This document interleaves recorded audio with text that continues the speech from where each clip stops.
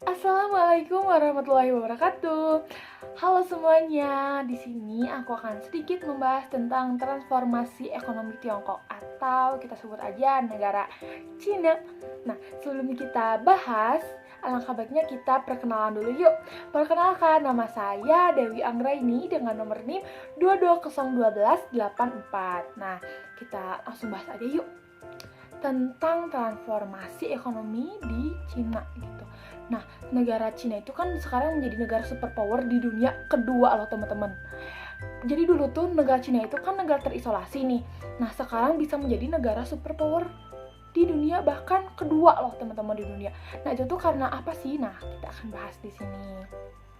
Oke, yang pertama nih kita lihat dulu masa lalu Tiongkok, yaitu pada tahun 1960 sampai 1970-an nih. Nah, dulu tuh masyarakat di Tiongkok itu atau di Cina itu sangat sederhana teman-teman, karena kan dulunya itu kepemilikannya itu semuanya diatur oleh pemerintah gitu. Nah, jadi negara Cina itu si masyarakatnya tidak bisa leluasa gitu, karena semuanya itu dari mulai pemerintahan, ekonomi, politik, semuanya itu diatur oleh si pemerintahan pusat gitu teman-teman.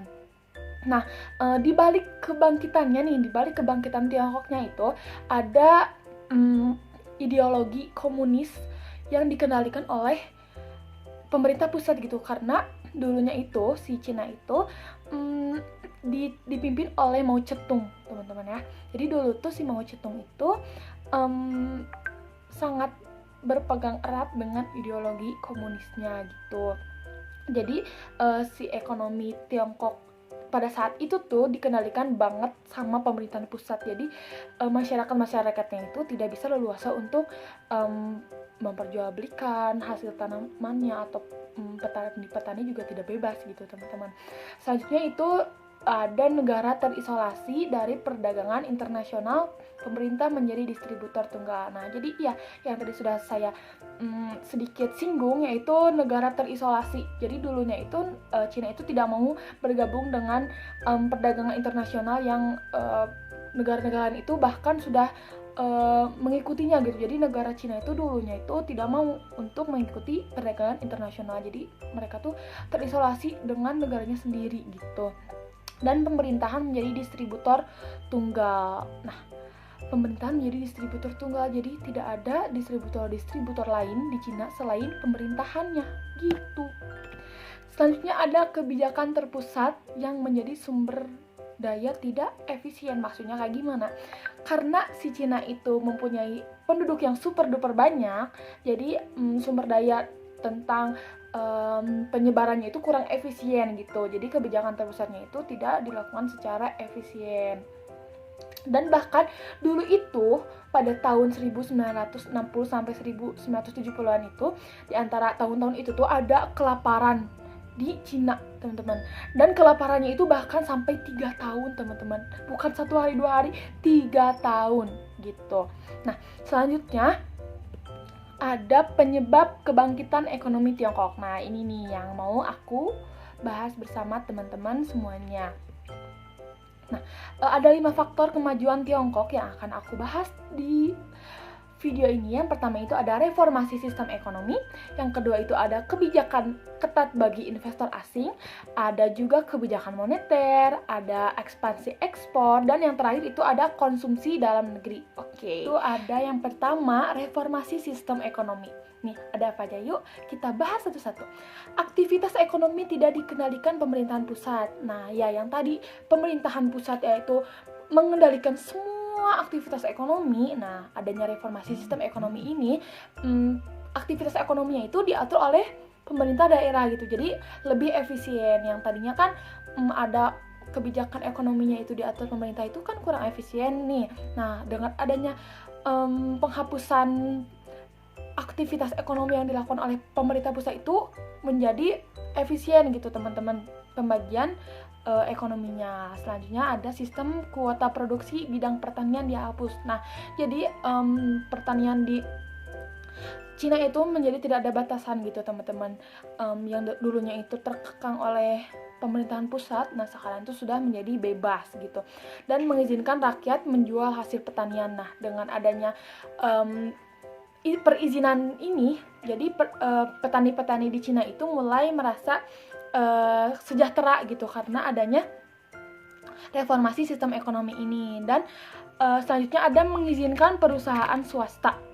Nah, mengizinkan perusahaan swasta ini maksudnya boleh nih teman-teman dari misalkan dari dalam negerinya juga boleh tuh membangun perusahaan swasta, bahkan membuka diri di perdagangan internasional serta mengundang investor asing.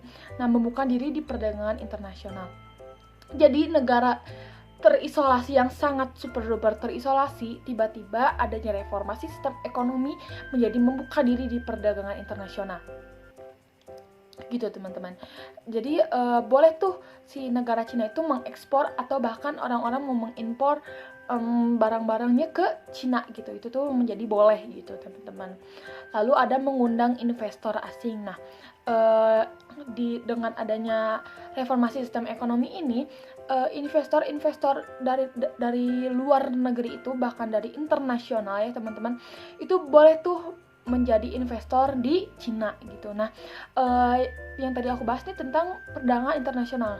Nah, dari perdagangan internasional itu ada di Cina tuh ada satu wilayah yang disebut SIG atau Special Economic Zone. Nah, itu tuh wilayah khusus untuk melakukan kegiatan ekonomi yang bebas gitu teman-teman, tidak ada aturan dari pemerintahan pusat gitu. Dan di wilayah SIG ini banyak sekali negara-negara lain yang menanam saham karena di dalam SIG ini ada buruh murah yang diberikan oleh industri gitu ya, ada buruh yang murah, terus ada infrastruktur juga yang memadai karena pada saat itu adanya reformasi sistem ekonomi ini, industri-industri di Cina itu mulai berkembang dengan sangat cepat gitu. Dan bahkan si negara Cina ini dapat membangun jalur kereta api, dapat membangun jalan raya, dapat membangun pelabuhan, bahkan bandara yang sangat amat terkoneksi dengan negara-negara bahkan dari daerah-daerah lain gitu. Selanjutnya ada pengelompokan industri yang mempunyai kesamaan dalam satu wilayah. Nah, jadi di dalam perdagangan internasional ini di daerah SIG ini ada pengelompokan gitu teman-teman. Jadi tidak acak-acakan, jadi terlihatnya rapi, terus juga efisien dan menghemat biaya produksi dan distribusi antar si industri itu. Gitu teman-teman. Nah, selanjutnya yang kedua itu ada kebijakan untuk investor asing nih. Kita bahas satu-satu. Yang pertama itu kewajiban investasi padat karya. Maksudnya apa? Nah, dalam kewajiban investasi padat karya ini, jadi orang-orang yang mau berinvestasi kepada Cina itu tidak hanya soal uang, tidak hanya soal hanya memberikan modal doang, tidak. Karena yang boleh untuk menjadi investor di Cina itu harus mempunyai investasi padat karya. Misalkan Indonesia nih mau menjadi investor di Cina gitu. Nah, si Indonesia ini harus mempunyai industri di Cina gitu teman-teman. Jadi harus mempunyai investasi padat karya, atau misalkan kalau misalkan tidak industrinya misalkan mau tentang alat-alatnya boleh gitu. Jadi tidak hanya soal uang, karena agar tidak mudah mengambil aset investasi. Nah gitu, karena kalau misalkan cuma modal uang doang, tidak dengan karya-karya yang ditanam di Cina, Cina itu berpikir lebih jauh lagi kalau misalkan ada investor asing yang mau mengambil aset investasinya kembali gitu. Jadi agar lebih tetap gitu ya, agar lebih meyakinkan gitu. Jadi Cina itu ingin orang-orang yang berinvestor itu menjadi menanam sahamnya itu tidak hanya soal uang gitu. Dan ada yang terakhir itu ada joint venture atau kerjasama dengan industri lokal. Jadi bukan hanya negara-negara asing yang bekerja industri di Cina, melainkan Cina itu juga ikut berpartisipasi dalam menjalankan industrinya. Bahkan si Cinanya juga itu untuk belajar lebih jauh tentang si perdagangan internasional, dengan juga adanya alat-alat yang mungkin si Cina itu sebelumnya tidak tahu, jadi mereka itu belajar di dalam joint venture ini gitu.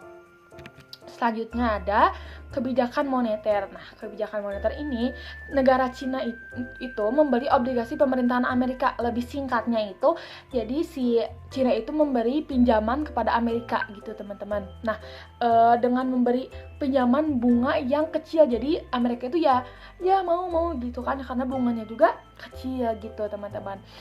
Terus juga pembelian obligasi ini, Cina kan harus menukar nih nilai yuannya itu ke US dollar gitu ya, yang membuat yuan itu menurun sedangkan US dollar itu terus naik gitu ya, teman-teman. Nah, jadi Amerika tuh kayak murah banget nih produk-produk di Cina gitu ya, jadi makanya si Amerika itu terus membeli produk di Cina dengan harga yang super duper worth it atau murah meriah banget gitu. Nah, sampai karena Cina itu kan menjadi negara yang super duper sudah teknologikal banget ya, teman-teman, sudah sangat maju banget dalam industri, dalam semua hal. Jadi seluruh dunia itu bergantung pada Cina, kayak misalkan produk elektronik atau apapun itu industri itu sudah banyak kan ya, teman-teman, apalagi ke Indonesia juga sudah banyak produk-produk Cina yang masuk ke Indonesia gitu. Selanjutnya ada ekspansi ekspor. Maksudnya kayak gimana? Nih kita bahas satu-satu. Memaksimalkan ekspor ke luar negeri. Nah, karena Cina itu pengen menguasai dunia ya, teman-teman, karena menjadi negara superpower. Jadi si ekspornya itu dimaksimalkan oleh Cina. Jadi Cina itu terus aja mengirim barang-barang Cina ke luar negeri gitu. Lalu ada melahirkan kualitas yang bagus, kuantitas yang banyak dengan harga yang murah. Nah, karena tadi tuh ada buruh yang murah, terus produk-produk alat-alatnya juga lebih hemat, jadi lebih murah juga.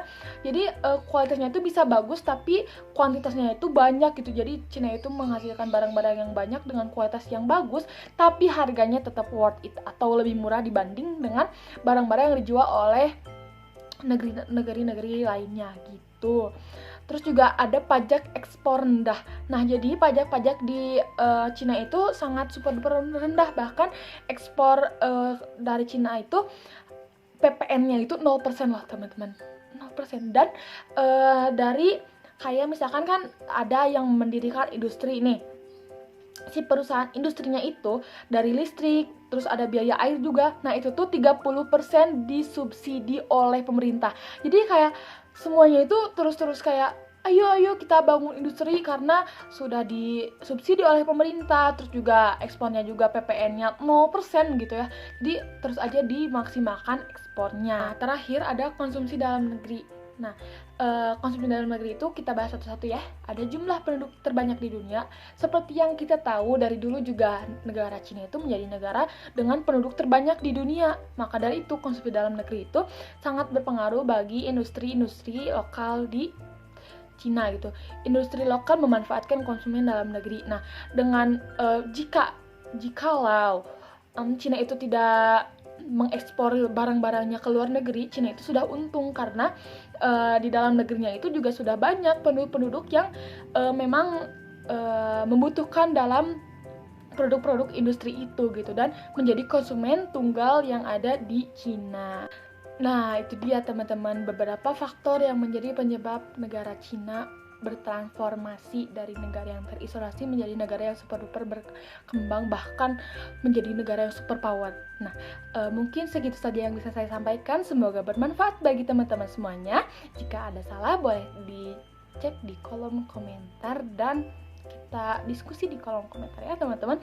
Terima kasih. Wassalamualaikum warahmatullahi wabarakatuh.